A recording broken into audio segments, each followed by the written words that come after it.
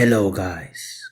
In the vast expanse of the universe, where stars are born and the galaxies spin endlessly, lies the greatest mystery of all, the enigma of consciousness, reality, aliens.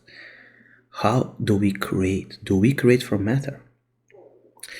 What if our understanding of reality is just the beginning? What if the answers we seek are not just on our planet but beyond the stars, beyond our dimension, beyond all dimensions, or is it something entirely different? Today we look at Tom DeLonge, a seeker of truth in the unknown, and he's talking with Steve-O about extraterrestrial life, about aliens, about the nature of the universe, and how consciousness creates reality. That actually, in fact, we are the agents that create reality. So, join us on this extraordinary journey as we unravel the mysteries of consciousness, aliens, and the nature of reality. Welcome to Mind Mysteries. Yeah, but when it was when I got more into this, so there's a consciousness aspect to this. Like you have to think of like consciousness is like it's like the mind of God. You know, it's not a dude in a toga with a crown of thorns making Jupiter. You know, it's like everything you see is one band of frequencies. Yeah. The highest frequency is light, unified mind. The lowest frequency would be blackness, absence of love, absence of whatever, and physical matter is somewhere right in the middle, right? So you have the ability to tune up higher or tune down lower, and behavior and all these things and time, and it all fucking comes together. But what it means also is that your brain is what's called a transducer. You're an antenna, consciousness. So you create matter, and when you think something, it creates it.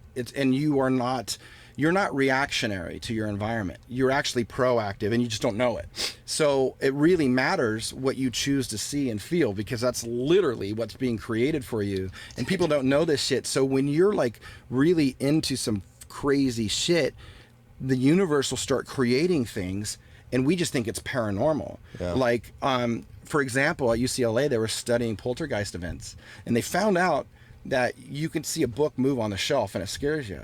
But if you see a book move on the shelf and it scares the shit out of you, that book will then fly off the shelf and try and hit you. So the more scared you get, the more shit starts happening. And they didn't know why. Well, the reason is you're a transducer of your environment. You're an antenna plugging into all these frequencies. And once you go, oh, that book is moving, it'll move. You know, so it's fucking crazy. It's like our universe, it's just not what we think it is. And the whole thing with UFOs is that they're fucking around with us because of that, you know? Is it yeah, alien UFO? Is hard only because it's like that makes us think it's coming from Mars or some shit or a different planet. These are more like entities. These are more like a lot of them are there's like clones that are like just fucking like, you think we made Dolly the sheep and we think that we're like, you think that's all we've done in the 60s, we cloned a sheep? We might be a little bit more advanced than that. So what is something else that's super advanced doing AI and creating things that can fly around and tamper? Well, are they little program bots? Well, where's like the mainframe? Well, maybe the ship is alive in a mainframe, biological organism, but it's metal and whatever, but there's an intelligence to it because it's so advanced. Okay. So the theory that they started showing up at the time we did nuclear weapons, they're not here to protect us, they're because that would be like not interdimensional, that'd be from like outer space. No, not interdimensional, because the one thing we found out is that the EMP wave from a nuclear blast kind of travels through multiple dimensions. So it's like that energy is fucking up whatever's in that location, and maybe those people are like, what the fuck was that? Let's materialize into that other timeline and get those motherfuckers to stop. But the reality is UFOs have been around forever. Like, you're talking biblical, you're talking religions, you're talking the pyramids. The pyramids, you're talking the Star of Bethlehem is not a star. The sun is big. The Star of Bethlehem is like a little ball of light that 3 dudes on horses followed for days, and it hovered over a manger. So think about that. What is that? Ezekiel's wheels, you know, Fatima in Portugal. All these religious events are always the same thing.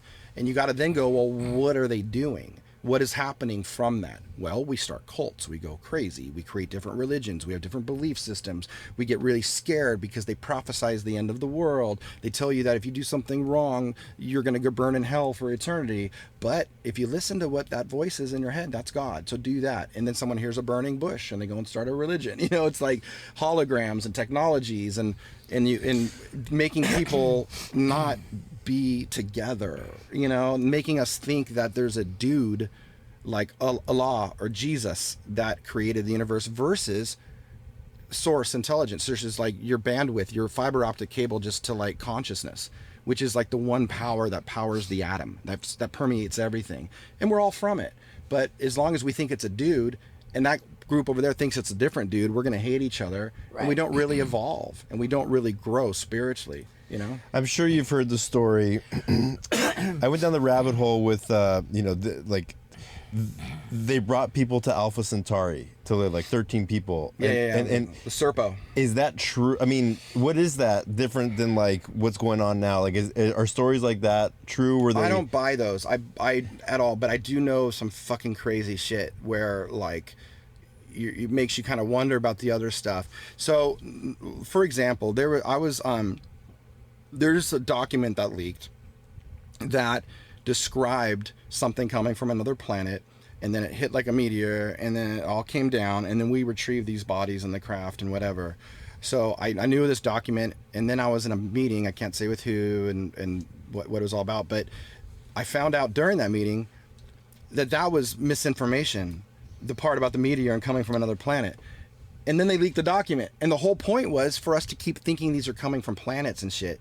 Because it's a lot less scary, you know, to think, well, they're super far away, so it's hard for them to get here, right. You know? But the reality is like the misinformation placed in documents that are already leaked on purpose is to slowly inoculate us and to be okay with things over time. It's a lot easier to go, well, they're not coming from other planets, they're coming from here.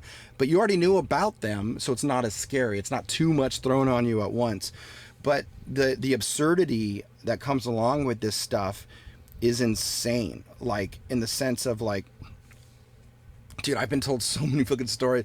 There's like shit where things just show up and they look, you know, totally human, and then you turn around and it's not even there, but you're on a ship in the middle of the Atlantic and you're on an aircraft carrier, and it's like there's a human standing there telling you to get the fuck out of the area, and then you turn around and that fucking human's not even there. You know, so you're kind of going, well, did we go to another planet? Like, those things suggest. What I would say is there is potential that something like that happened, but I would say 70% of what's in there is probably untrue or something. I think that there are things on other planets, but I think that what's really going on is like space-time, they call it space-time, is because if you light a flashlight, that light travels for infinity. So if you were to, like when we see a star, they always tell you you're seeing like, we're seeing what happened like 30,000 years ago because that light just got here. So we're essentially seeing the beginning. We're seeing the same star, but we're seeing a different point in time than where it's at, but we're looking at it.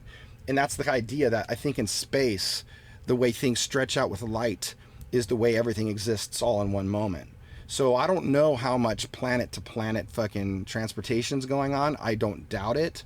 But what I do know is the things that are materializing here are doing it with frequency and timelines and stuff. And I did that when you said